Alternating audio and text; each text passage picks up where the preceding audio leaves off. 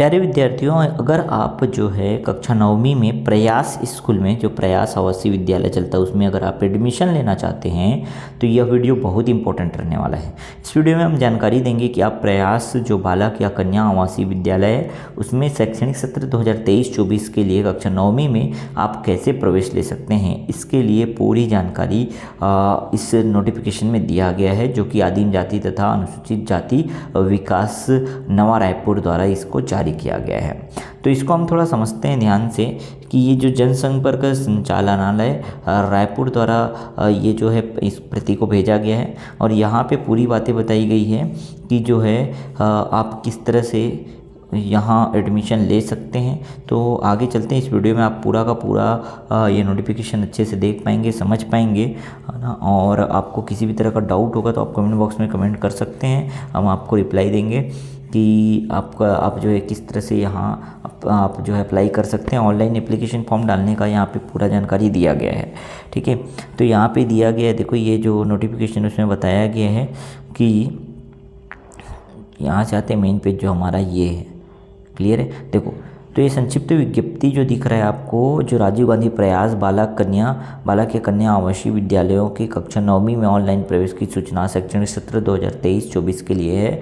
तो इसमें जो है यहाँ पे आप देख पाओगे कि इस योजना के अंदर अधिसूचित जो क्षेत्र होते हैं, प्रदेश के अधिसूचित क्षेत्र, आदिवासी उपयोजना क्षेत्र तथा नक्सल पीड़ित या प्रभावित क्षेत्रों में स्थित शालाओं में अध्ययनरत प्रतिभावान विद्यार्थियों को कक्षा 9वीं से 12वीं तक उत्कृष्ट स्कूली शिक्षा के साथ साथ राष्ट्रीय स्तर की मेडिकल और इंजीनियरिंग, तो आगे जो है मेडिकल या इंजीनियरिंग की अगर आप पढ़ाई करना चाहते हो तो उसमें आपको जो प्रतियोगी परीक्षा जो दिलाना होता है 12वीं के बाद, उसकी तैयारी जो है सघन तैयारी कराई जाती है, ये यहाँ पे बताया गया है। तो इस उद्देश्य की पूर्ति हेतु आप प्रयास आवासीय विद्यालय स्थापित किए गए हैं। अब ये प्रयास आवासीय विद्यालय क्या है ये तो समझ आ गया होगा, जिन्होंने कभी नाम नहीं सुना उनको ये क्लियर हो गया होगा कि ये प्रयास जो आवासीय विद्यालय है वहाँ आपको स्कूलिंग शिक्षा के साथ साथ कंपटीशन एग्ज़ाम की जो तैयारी, एंट्रेंस एग्ज़ाम की जो तैयारी कराई जाती है, ठीक है। तो उसी के संबंध में इनका जो है मेन उद्देश्य यही है, ठीक है। तो प्रयास स्कूल प्रयास आवासीय जो विद्यालय है वो आप समझ गए, ठीक है। तो कक्षा यहाँ पे 9वीं में प्रवेश के लिए 2023-24 में किस तरह से आप ले सकते हैं, इसके लिए इम्पोर्टेंट डेट, तिथि, समय यहाँ पे दिया गया है। तो इसका आप विवरण यहाँ पे अच्छे से देख सकते हैं। ऑनलाइन आवेदन पत्र भरने की प्रारंभिक तिथि 27 फरवरी है, ध्यान रखिएगा 27 फरवरी 2023 को आपका ऑनलाइन आवेदन फॉर्म भराना चालू हो गया है, ठीक है। लास्ट डेट जो है 29 मार्च, तो 29 मार्च लास्ट डेट है। अभी काफ़ी दिन है ना। तो आप जो है वीडियो ज़रूर लेट से डल रहा है, लेकिन क्योंकि ये मैं काफ़ी बिजी था, बट ये बताना ज़रूरी है अपने विद्यार्थियों को, ठीक है। इसलिए मैं ये वीडियो वापस से डाल रहा हूँ। अगर किसी ने नहीं देखा होगा तो देख लीजिए, अच्छे से समझ लीजिए। 29 मार्च आपका लास्ट डेट है, ठीक है। त्रुटि सुधार के लिए 30 मार्च से 3 अप्रैल तक का समय दिया गया है, ठीक है। और इसके लिए जो परीक्षा होगी, प्राक-चयन परीक्षा की तिथि जो है 30 अप्रैल, तो 30 अप्रैल 2023 दिन रविवार को 11 बजे से 2 बजे तक जो है इसका प्रवेश परीक्षा मतलब प्राक-चयन परीक्षा होना है। चयन परीक्षा जो है 30 अप्रैल को होना है, ठीक है। इसके लिए लिंक यहाँ पे दिया हुआ है, ये लिंक मैं आपको इस वीडियो के डिस्क्रिप्शन में प्रोवाइड करा दूंगा, eklavya.cg.nic.in। इसमें जा कर के ये जो वेबसाइट लिंक दिया है वहाँ पर जा कर के आप जो है आवेदन फॉर्म डाल सकते हैं, ठीक है। इसका जो विभागीय वेबसाइट है अगर बात करें तो यहाँ पर इसका ये नोटिफिकेशन पूरा मिल जाएगा tribal.cg.gov.in में, ठीक है। अब यहाँ पे आगे और चलते हैं तो ये पूरी बातें बताई गई है, कितना कितना सीट है इस PDF में, इस पेज में यहाँ पे बताया गया है कि कितने कितने सीट कक्षा 9वीं के लिए रखे गए हैं, ठीक है। तो टोटल जो है देख सकते हो आप, मैं टोटल की बात करूँ आप यहाँ पे देख सकते हैं रायपुर में चलता है, गुढ़ियारी रायपुर में है, बिलासपुर में भी आवासीय विद्यालय है, ठीक है। और दुर्ग में है, बस्तर में है, अंबिकापुर में है, कांकेर, कोरबा और जसपुर। तो ये 9 जगह पे आप जो है पढ़ाई कर सकते हैं रह करके, ठीक है। टोटल सीट की बात करें तो सीट जो है ना परिवर्तनशील भी लिखा है, ठीक है, पर इस पर नहीं जाते। अभी वर्तमान में देखा जाए तो 1155 सीट है, जिसमें से 650 सीट जो है बालकों के लिए और 505 सीट जो है वो कन्या के लिए यहाँ पे आरक्षित हैं। ठीक है। अब यहाँ पे देखो, अगर प्रयास बालक आवासीय विद्यालय चड्डू की बात करते हैं तो यहाँ गणित समूह है। ठीक है। गुड़ियारी रायपुर की बात करेंगे तो जीव विज्ञान समूह, मतलब रायपुर में दोनों हैं। ठीक है। बिलासपुर की बात करेंगे तो वाणिज्य समूह, कला समूह, क्लेट ये भी है। ठीक है। और बालक के लिए अलग वाणिज्य समूह और कन्या के लिए कला समूह है। अगर जीव विज्ञान की बात करें, देखो बालक के लिए जीव विज्ञान समूह और गणित समूह दोनों, कन्या के लिए गणित समूह, ये जो दिया है दुर्ग में। इसी प्रकार आप देख सकते हो गणित तथा जीव विज्ञान समूह बस्तर में भी है, अंबिकापुर में भी है, कांकेर में भी है, कोरबा में भी है और जसपुर में भी है। तो ये पूरा डिटेल दिया गया है कि कक्षा 11वीं में जाकर के आप कहाँ आगे जो है पढ़ाई क्या क्या कर सकते हो। ठीक है। जिनका अध्यापन कार्य यहाँ पे किया जाता है उसके अकॉर्डिंग आपको एडमिशन लेना है, क्योंकि 9वीं में आप जा रहे हो तो 9वीं 10वीं 11वीं 12वीं आप पढ़ोगे तो ये बता दिया गया है कौन कौन सा सब्जेक्ट वहाँ रहने वाला है। क्लियर है ना। ठीक है।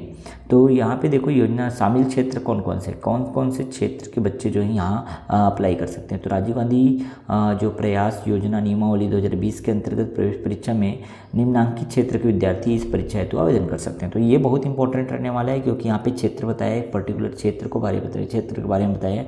ठीक है। तो प्रदेश के संपूर्ण अनुसूचित क्षेत्र में स्थित शासकीय अशासकीय शालाएँ, तो अनुसूचित क्षेत्र कौन कौन से वो आपको देखना होगा। इस पीडीएफ में अनुसूचित क्षेत्र दिया हुआ है पूरा। ठीक है। दूसरा बोला है कि नक्सल प्रभावित घोषित ऐसे जिले या नक्सल प्रभावित जिले के ऐसे भूभाग जो अनुसूचित क्षेत्र में शामिल नहीं है, वहाँ पर आदिवासी उपयोजना क्षेत्र में स्थित शासकीय अशासकीय शालाएँ जो है नक्सल प्रभावित क्षेत्र के लिए यहाँ पे पूरा लिस्ट दिया हुआ है, मतलब कौन सा क्षेत्र वाले लोग ले सकते हैं। और तीसरे में दिया है विशेष रूप से कमजोर जनजाति जैसे कमार, बैगा, बिरहोर, पहाड़ी, कोरवा, है ना, ये लोग जो हैं ये सभी किसी प्रदेश में कहीं पे भी रहें, ये सब जगह से मान्य है। ठीक है। इन सब का लिस्ट दिया हुआ है, तो मैं आगे आपको दिखाऊंगा। क्लियर है। आरक्षण किस तरह से मिलेगा। आरक्षण यहाँ पे देखो बता दिया गया है कि भाई अनुसूचित जनजाति को 53% है, विशेष रूप से कमजोर जो जनजाति समूह उसको 4% का आरक्षण, अनुसूचित जाति को 13% का, अन्य पिछड़ा वर्गों को 20% का आरक्षण है, सामान्य वर्ग के लिए 10% का है, और अल्पसंख्यक वर्ग हेतु बालक प्रयास रायपुर में 10 सीट फिक्स है। ठीक है। वैसे ही अल्पसंख्यक वर्ग हेतु कन्या प्रयास रायपुर में 10 सीट जो है ये फिक्स जो है रिजर्व है। ठीक है। तो ये बातें यहाँ पे बता दी गई है। आगे हम लोग देखिए किस तरह से आप जो है एडमिशन ले सकते हैं, इसके मापदंड क्या हैं। तो यहाँ पे देखो मापदंड यहाँ पे दिया है कि विद्यार्थी को कंडिका 1 में शामिल क्षेत्र के, तो मैं जो ये जो ऊपर मैंने बताया ना वहाँ से उत्तीर्ण होना चाहिए। तो उस क्षेत्र से जो आगे मैं नीचे इस पीडीएफ में आगे नीचे दिया हुआ है उस लिस्ट तक हम पहुँचेंगे जहाँ पे ये पूरा क्षेत्र दिया है कि किस क्षेत्र के जो बच्चे जो है यहाँ पे एडमिशन ले सकते हैं।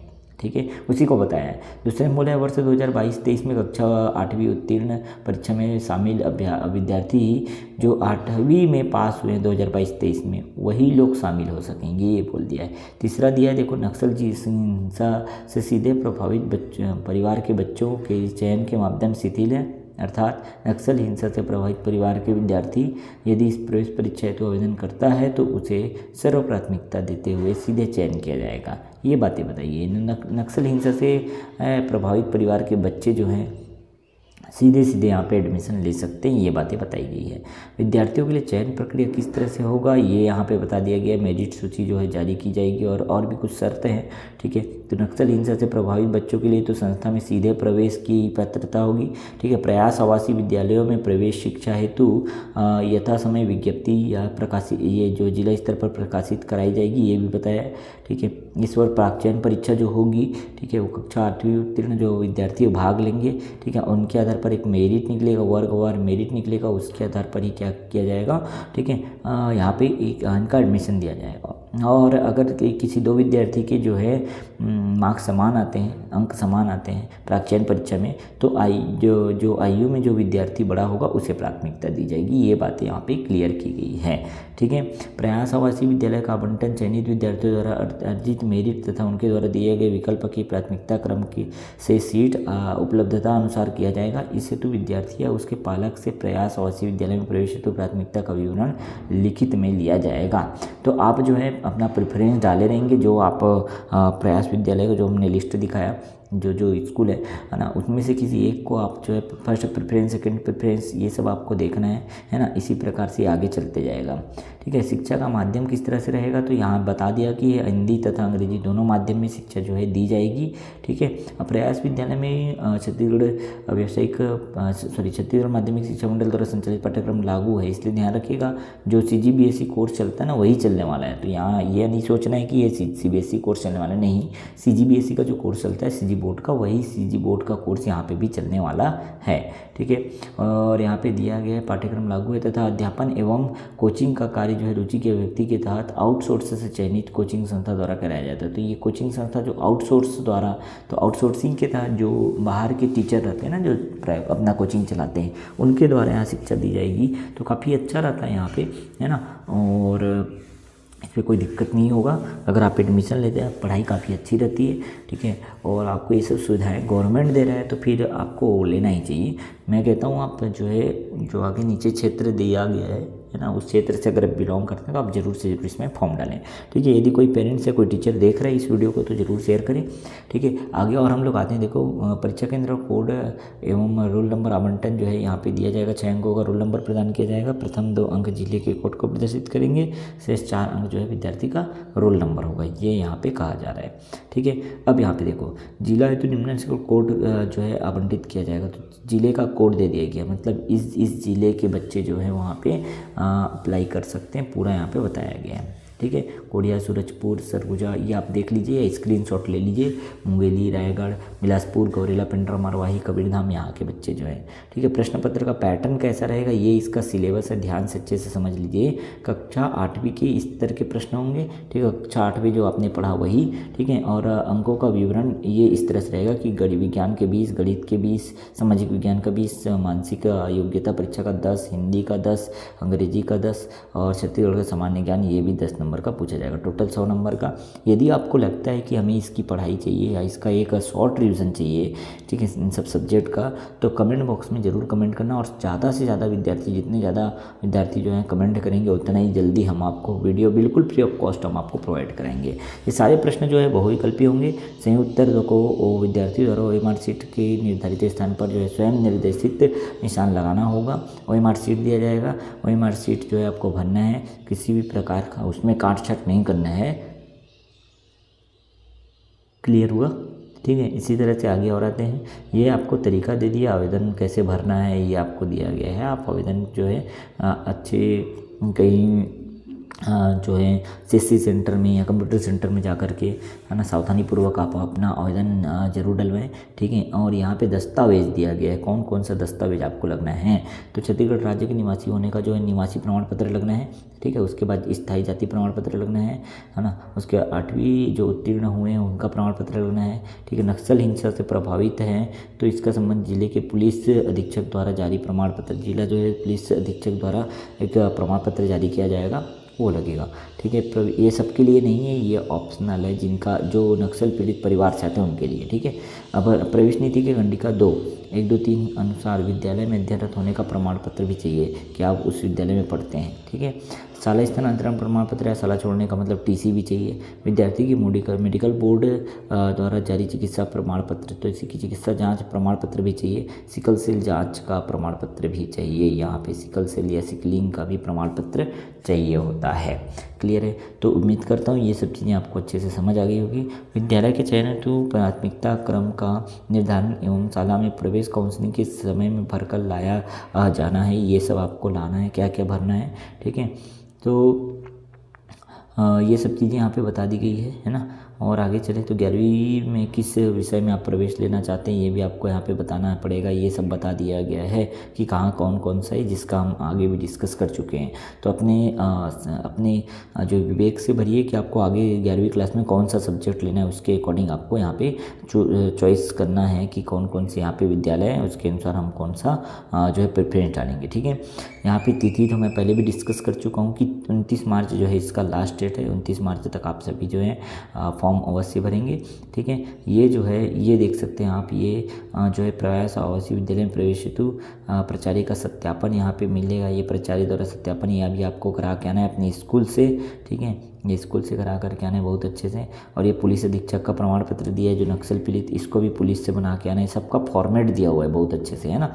तो अगर नक्सल पीड़ित परिवार से आप बिलोंग करते हैं, ठीक है, या कोई बिलोंग करता है, तो ये वाला पेज जो है ना, इसको प्रिंट करा के आप जो है पुलिस अधीक्षक का साइन लगा करके ले जाएंगे। यहाँ पे आप देख सकते हैं ये वाला जो फॉर्मेट दिया है वो आपके स्कूल के, जिस स्कूल में आपने पढ़ाई किया उसका सत्यापन के लिए कराना है, ठीक है। इसी तरह के फॉर्मेट और भी आगे दिए गए हैं, ठीक है। तो ये दोनों फॉर्मेट आप ज़रूर प्रिंट करा लीजिएगा।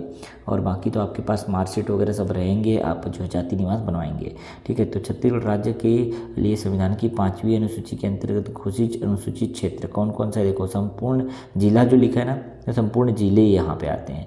तो यहाँ पे कोरिया, सूरजपुर, सरगुजा, जसपुर, बलरामपुर, कांकेर, जगदलपुर, नारायणपुर, बीजापुर, दंतेवाड़ा, सुकमा, कोंडागांव, ठीक है। ये सब जो है पूरे के पूरे आप देख पाओगे कि मनेंद्रगढ़, चिरमिरी, भरतपुर, यहाँ तक ना पूरे जिले, पूरा जिला, अगर इस जिले में आप आते हैं मतलब आपको आप यहाँ आसानी से फॉर्म डाल सकते हैं, इस ज़िले के अंतर्गत आते हैं तो, ठीक है।